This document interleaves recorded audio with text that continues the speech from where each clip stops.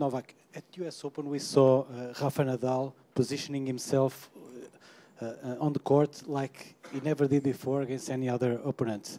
He seemed to have found the solution to play you.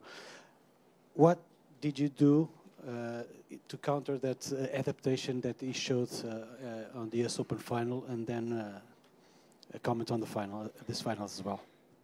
Well, looking at the tennis matches that we had against each other in the past few years, it has been shifting, you know, who is winning, you know, more matches in a row, and then, you know, it hasn't been the case that one player wins, you know, 10 in a row with, you know, being very dominant, because it really goes up and down.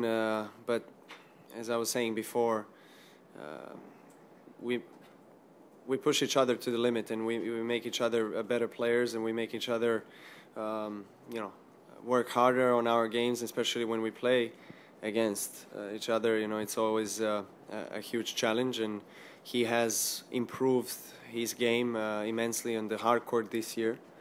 And you're right, he has been positioning himself really well, and staying closer to the line and using his forehand around the court really well, as well as serve, you know, more efficiently, which was of course giving me and a lot of other players trouble, you know, to play him. Of course, adding up to that fact that he's, you know, one of the fittest and physically most prepared players in the world, and he made himself even more complete player on the surface that was the least preferred and least successful in his career. On the other hand, after US Open final, of course, I needed to you know, take things slowly and see and analyze what I did wrong, and especially in the matches against him, to understand what I need to do in order to win against him. And there is a big team of people around me that, of course, are very professional, and they've done their best in order for me to improve my game. And I think that the results are showing that we had a great improvement in the last 2.5 months. Novak, it's 22 matches now. Compared to other kind of golden spells in your career, how sort of high does this rank, and how does it set you up for Australia in the new year? Well, next to the run that I had in 2011, this is definitely the second best I've had, and just for me, the most positive thing that I can take from this 2.5 months is the fact that I managed to regroup after a few big losses against Nadal, especially in Roland Garros and US Open final and Wimbledon final, and you know, as I said, work harder and play better, and become you know, even more skillful player. I think that I've worked on a few things in my game as serve that has helped me to win a lot of matches in last 2 months, and this is definitely the best possible way that I can finish the season. Of course, the official ATP season, not including the Davis Cup final that I have in a few days' time, where I of course hope that we can bring another title to our country, and then this can serve as a great platform for 2014 season. I'm extra motivated and inspired to work and get myself first of all rested and recovered in the off season, and then work on my game and get ready for Australian Open. Novak, you just mentioned Davis Cup. Over here, sorry. You had some mixed reaction from the crowd here through your matches. Sometimes they were supporting your opponent pretty loudly. You thanked them at the end of this match for the passion they've shown. And can you talk more about how you feel about the crowd here and their reaction to you, and also how you feel about going home soon and playing before the crowd in Serbia in a few days?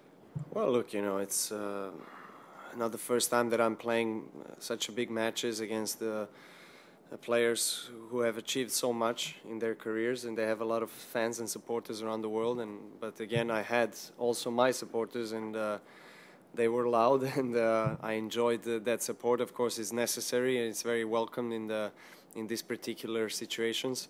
But look, you know, when you're playing a match, you're very tense, you're very concentrated, and then you know, you try to stay calm, but you know, sometimes the emotions take the best out of you. But you know, most importantly for me was that I played well throughout the whole match. I managed to keep the concentration and not allow him to come back to the match. Regarding the crowd, of course, they were great, and what I said after the match, I meant. I mean, they love tennis in London. They love tennis in Britain, first of all, because of Wimbledon, and then they have this tournament that is the strongest, most competitive tournament after Grand Slams.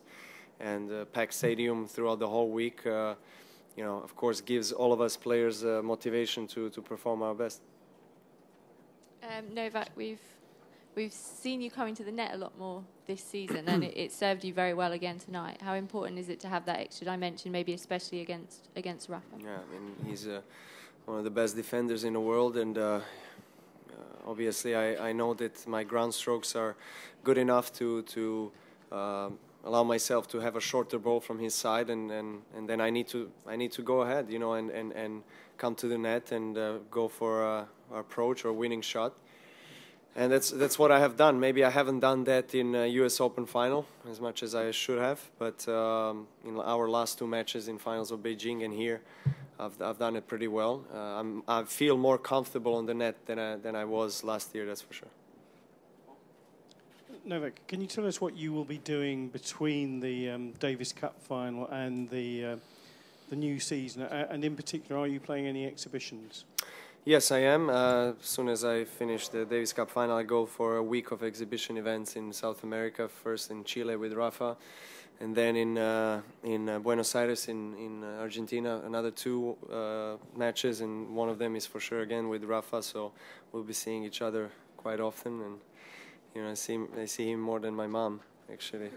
And we'll have fun. Of course, exhibition events are very special, and you know, you can relax. Of course, it's not as important if you win or lose, but of course you want to perform your best and allow people to enjoy the high level of professional tennis, but yet again show the funnier side of our sport and of our game, and that's something that I enjoy very much. And then after that, I'm going to allow myself to have a few weeks off. I hope I deserve that. I'm going to speak with my team if I'm able to rest myself. Over here, Novak. Yeah. If you had to choose, what would you prefer to win? Roland Garros or to reach the #1 again next year? I lost both, so I cannot choose now. I would choose to win both next year.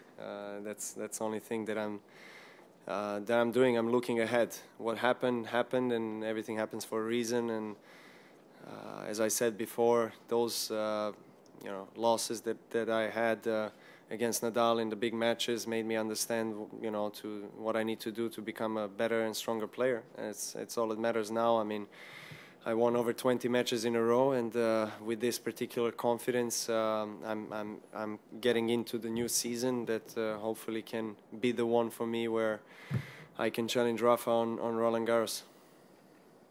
Novak, back here, this way. Losing the #1, year-end #1 ranking, is winning the title compensation for that, or are they just two entirely different things? Well, look, year-end #1 is deservedly in Nadal's hands, and because he had 2 Grand Slam wins and the best season out of all players, the most titles. So I think that's no doubt. You cannot question that, even though I had an incredible 2.5 months since US Open final, but he was the most successful player this year.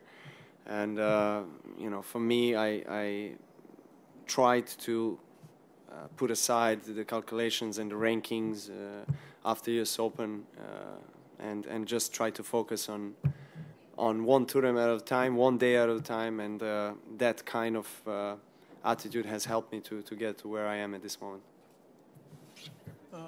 Hi Novak. How do you feel about completing a hat-trick of titles here? Hat-trick titles, sorry, where? Here? Yeah, here.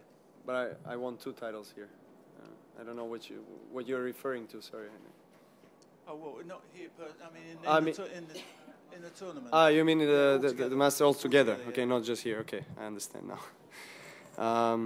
Well, it's as I said before, the highest quality of tennis that you have next to Grand Slams, because every match that you play against the top 10 player every second day, especially this year with back-to-back Paris-Bercy tournament and London wasn't easy for sure for me and all the other players who were playing many matches like Rafa and Ferrer.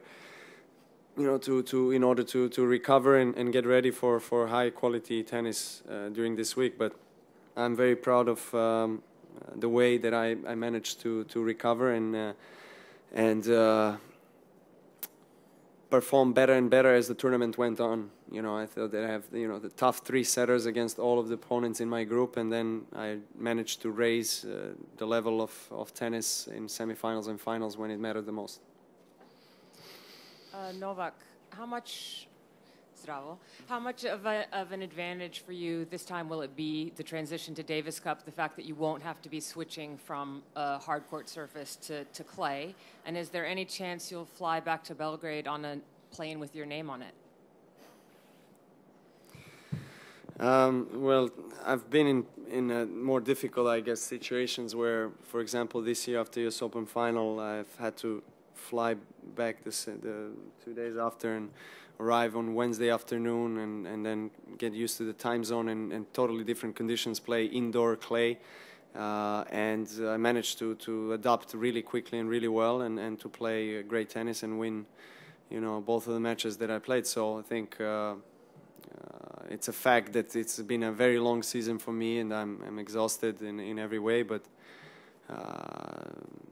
God knows if we're going to have as a country another opportunity, another generation like this to win a Davis Cup title at home. So we have very tough opponents, defending champions, but the Davis Cup is the only official team competition in our sport that brings the best possible energy and willpower in, I think, in me, and I can speak in the name of all of my teammates. And so I'm going to do my best to recover next 3 days and get ready for that one. And the next question was the plane. I'm not going to fly with a plane with my name on it, but I'm going to fly with a plane tonight as soon as you let me go. Novak, after the final last year, you told us, considering what you went through in the year of 2012, even more satisfying than 2011.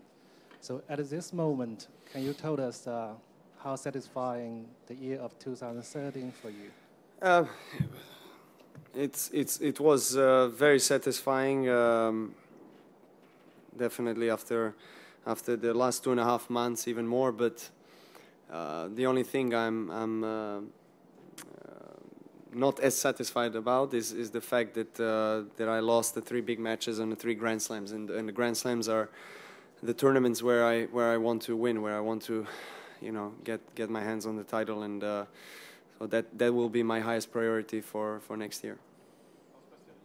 Do you ever watch any of the replays of some of the amazing shots that you get back and actually wince and wonder how you do it? Well, I do watch replays mostly on the matches that I won. So the ones that I lost, the ones that I lost, I do watch, but I have to watch them in order to analyze my mistakes. But with the pleasure, I watch the ones that I won more than the other ones. Yeah. Thank you. Thank you very much.